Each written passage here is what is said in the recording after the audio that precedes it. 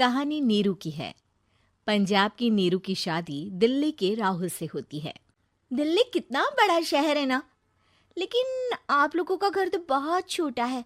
हमारे पंजाब में तो ये बड़े बड़े घर होते हैं कि मजा ही आ जाता है। कोई बात नहीं नीरू, मैं भी तुम्हारे लिए बहुत बड़ा मकान बनाऊंगा बहुत जल्दी। नीरू के पिता जहाँ पंजाब के जाने माने व्यापारी थे, वहीं उसका पति राहुल दिल्ली में एक सिंपल नौकरी करता था। माँ, यहाँ तो घी मक्खन इतना महंगा है कि क्या बताऊं। मैं तो तरस ही जाती हूँ घी खाने के लिए।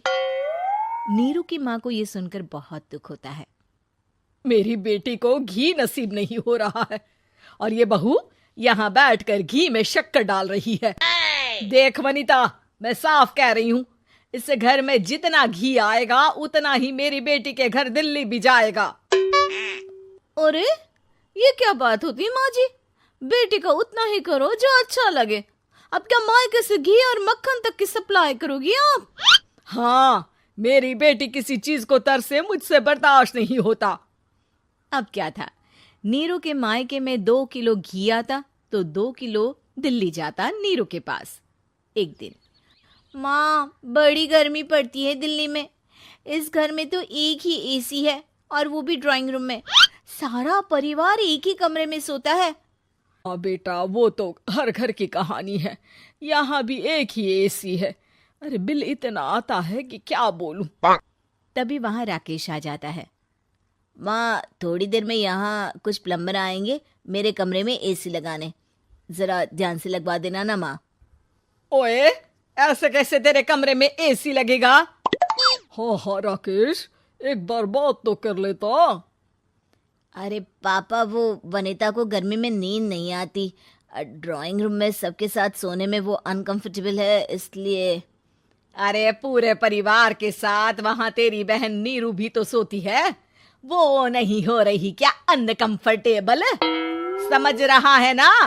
अगर एसी लगेगा तो एक दिल्ली में तेरी बहन के कमरे में भी लगेगा, तभी तू लगा सकेगा। राकेश वनिता को सारी बात बताता है। वनिता करती भी क्या, मन मारकर बैठ जाती है। माँ, ये लोग ठीक नहीं है, क्या करूं मैं? अरे बेटी, यहाँ आ जा, तू यहाँ आकर रह ले। अरे छोड़ दे ऐसे पति को। कैसे छोड़ दूं माँ? समाज क्या कहेगा, लोग क्या कहेंगे? वैसे भी मेरा एक बेटा है मयंक। अरे हटा बेटा, तेरी उम्र ही क्या है, इतनी परेशान रहेगी तो काम कैसे चलेगा। खैर, बात आई गई हो जाती है। माँ को लगता है कि नीरू ठीक है, तो वहीं नीरू के मन में एक ही लाइन चल रही होती है, यहाँ आजा।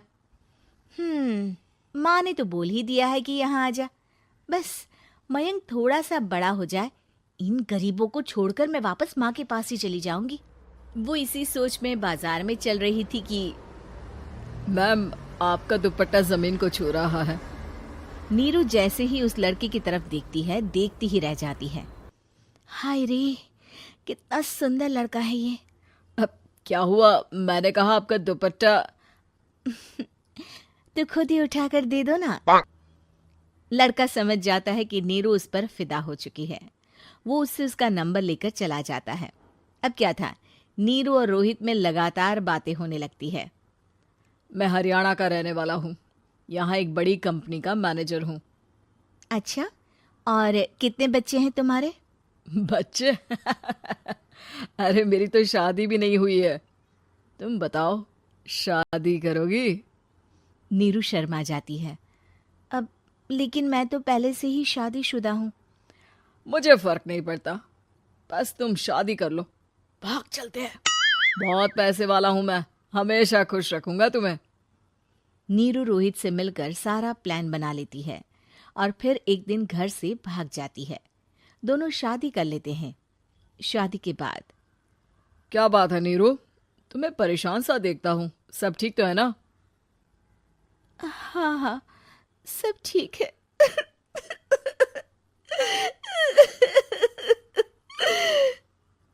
ये कहते कहते ही वो रोने लगती है। अरे क्या हो गया, रो क्यों रही हो? मैंने तुमसे एक बात छुपाई है। और वही बात अब मुझे परेशान कर रही है। रोहित, मेरा एक बेटा भी है, उसका नाम मयंक है। क्या बात कर रही हो? ये तुमने मुझे पहले क्यों नहीं बताया?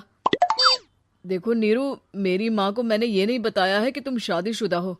बच्चा मैं मैनेज नहीं कर पाऊंगा। नीरू को समझ में नहीं आता कि वो क्या करे। तुम उस बच्चे को अपनी माँ को क्यों नहीं दे देती? नीरू चुपके से माँ को फोन करती है।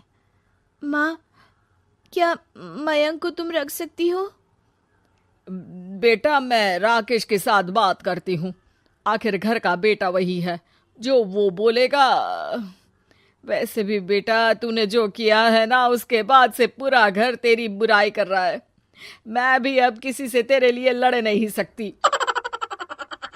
राकेश बेटा, नीरू ने तो जो किया बहुत ही बुरा किया, लेकिन मैं सोच रही थी कि क्यों ना मयंक को हम यहाँ ले आए। तभी वनीता बोल पड़ती है। वाह जी, ऐसे कैसे यहाँ ले आए? यहाँ क्या भंडारा भरा है? और जिस बच्चे की माँ ने नहीं सोचा, उसके लिए हम क्यों सोचे? नीरू को एक बार तो अपने बच्चे के बारे में सोचना चाहिए था ना। अरे लेकिन तेरे पास भी तो लड़का नहीं है ना वनीता। माँ, वनीता ठीक बोल रही है। कल को वो बड़ा होकर इसी घर का हिस्सा मांगेगा तो हम क्या करेंगे? माँ कहती भी तो क्या, वो चुप रह जाती है। वहीं नीरू का पहला पति कहता है। माँ, अगर आज भी वो वापस आ जाए तो मैं उसे माफ कर दूंगा। बेटा, गरीबी चीज ही ऐसी है, क्या करेगा? तू तो अब मयंक का सोच। वो बेचारा तो बिना माँ का हो गया। मयंक के खातिर तू दूसरी शादी कर ले बेटा। लोगों के लाख समझाने के बाद नीरू के पहले पति की शादी रिद्धि से हो जाती है, जिसके पहले पति से 2 बच्चे होते हैं। देखो जी, मैंने शादी सिर्फ बच्चे के खातिर की है। मैंने भी शादी सिर्फ बच्चों के खातिर की है। वहीं नीरू के दूसरे पति के मन में ये बात घर कर जाती है कि नीरू एक मासूम बच्चे को उसके खातिर छोड़ कर आई है। अब देखो नीरू, मुझे लगता है कि जो औरत अपनी कोख का बच्चा छोड़ सकती है, वो तो कुछ भी कर सकती है। कल को तुम्हें मुझसे अच्छा कोई मिल गया तो तुम तो मुझे भी बाय बाय कर दोगी ना। नीरू को अब उसका दूसरा पति ताने देना शुरू कर देता है। तंग आकर नीरू उसके यहाँ से भागकर अपने पहले पति के पास चली जाती है, लेकिन ससुराल में क्या लेने आई है नीरू, मयंक को? नहीं नहीं सासू माँ, मुझसे गलती हो गई, मुझे माफ कर दीजिए। नीरू, अब वक्त खत्म हो गया है, मेरी शादी हो चुकी है। तो छोड़ दो ना उसे, हमारा बच्चा है। मैं आपको अपनी माँ नहीं मानता, मेरी नहीं मान तो बात अच्छी है। नीरू मयंक की बात सुनकर समझ जाती है कि उसके पास अब न आसमान रहा ना ही जमीन।